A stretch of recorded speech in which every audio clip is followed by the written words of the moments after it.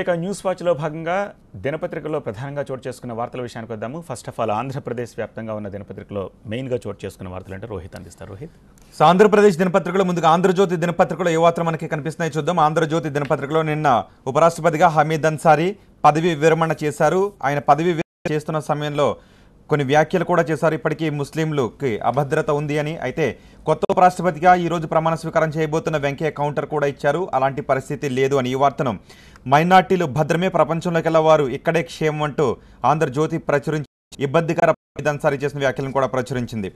ఇక ఆంధ్రప్రదేశ్లో జాబ్స్ జోష్ అంటూ మరో వార్త కూడా మనకి కనిపిస్తోంది. నిన్న బీఆర్ఎస్ మెడ్ సిటీని శంకుస్థాపన చేసిన సందర్భంగా కొలువుల పండుగ రానుంది అంటూ చంద్రబాబు చేసిన వ్యాఖ్యలను ఆంధ్రజ్యోతి ప్రధానంగా ప్రచురించింది. మన చెంతకే ప్రపంచ స్థాయి సంస్థలు అందుబాటులోకి ఎన్నెన్నో కొలువులంటి వ్యాఖ్యను ప్రచురించింది. ఇక నంద్యాల ఉప ఎన్నిక వేడిని పెంచుతోంది. అక్కడ జగన్ ప్రచారంలో చేసిన కామెంట్స్ను ఆంధ్రజ్యోతి ప్రచురించింది. బాబుకు ఉరిశిక్ష వేసినా తప్పులేదు, ఆయనకు కళ్ళు నెత్తుకొచ్చాయి అంటూ ఈ వార్తను ప్రచురించింది.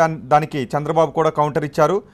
జగన్ కుసంస్కారి అంటూ టీడీపీ అంటున్న వ్యాఖ్యలను కూడా ప్రచురించింది. అలాగే ఐఎస్ఆర్ కేసులో సిట్ విశాఖ డిఐజీ అధ్యక్షతన ఈ వార్తను కూడా ప్రచురించింది. ఇక ఈనాడు దినపత్రికలు ఏ వార్తలు చోటు చేసుకునే చూద్దాం. ఈనాడు దినపత్రికలో జన్మభూమిలో నేతల మేత అంటూ ఈనాడు ప్రధానంగా ఒక వార్తను ప్రచురించింది.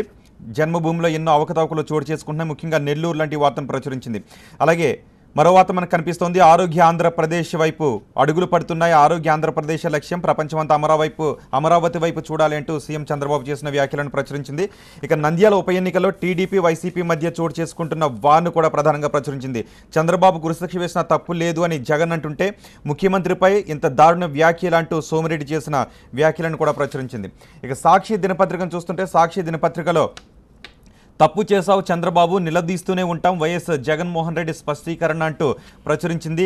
అయితే దెయ్యాలు వేదాలు వల్లిస్తున్నాయి అన్నట్టుగా నిన్న జగన్ మాట్లాడారు. అయితే దెయ్యాల నగరంగా మారనివ్వను అంటూ చంద్రబాబు చేసిన వ్యాఖ్యలను కూడా ఇక్కడ ప్రచురించింది. మనకి ప్రధానంగా ఇవి ఆంధ్రప్రదేశ్ దినపత్రికలో కనిపిస్తున్న వార్తలకి. తెలంగాణ దినపత్రికలు ఏ వార్తలు కనిపిస్తున్నాయి సత్య?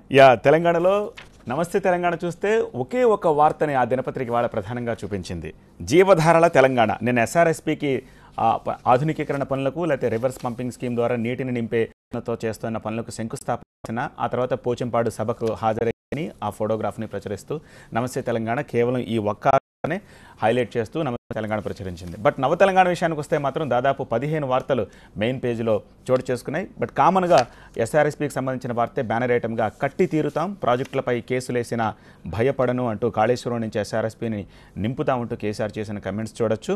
అలాగే ప్రజా సమస్యల గొంతుగా నిన్న రాజ్యసభ ఘనంగా వీడ్కోలు చెప్పింది హమీద్ అన్సారీకి, ఆ వార్త చూడొచ్చు. ఇక టాస్క్ ఫోర్స్ కార్యాలయంపై మానవ బాంబు కేసు కొట్టివేత అంటూ ఒక వార్తను, అలాగే 11 మంది మాజీ ఎంపీలపై అభియోగాలంటూ ఒక వార్తను ప్రధానంగా నవ తెలంగాణ ప్రచురించింది. ఇవి ఈ రెండు దినపత్రికలు తెలంగాణ వ్యాప్తంగా మెయిన్గా చోటు చేసుకున్న వార్తలు.